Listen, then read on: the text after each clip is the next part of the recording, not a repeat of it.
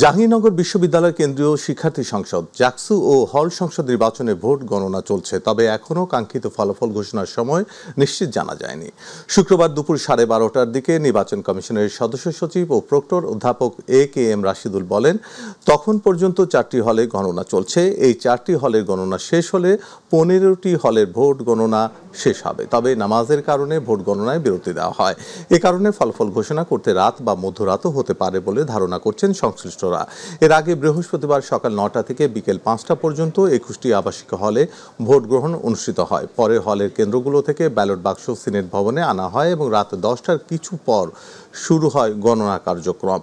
Senate ভবনে polling এজেন্টদের উপস্থিতিতে ভোট গণনা চলছে, যেখানে প্রধানত হল সংসদের প্রার্থীদের এজেন্টরা উপস্থিত আছেন। এরই মধ্যে ভোট গণনা দেখার জন্য প্রার্থী, তাদের প্রতিনিধি এবং উৎসুক শিক্ষার্থীরা ভিড় করেছেন সিনেট ভবনের সামনে। ভোট গণনা উপলক্ষে পুরো ক্যাম্পাস জুড়ে নেওয়া হয়েছে বাড়তি নিরাপত্তা ব্যবস্থা। এবারে জাকসু নির্বাচনে শান্তি শৃঙ্খলা বজায় রাখতে মোতায়েন করা হয় 1534 জন পুলিশ সদস্য, 7 প্লাটুন বিজিবি এবং 5 প্লাটুন আনসার সদস্য।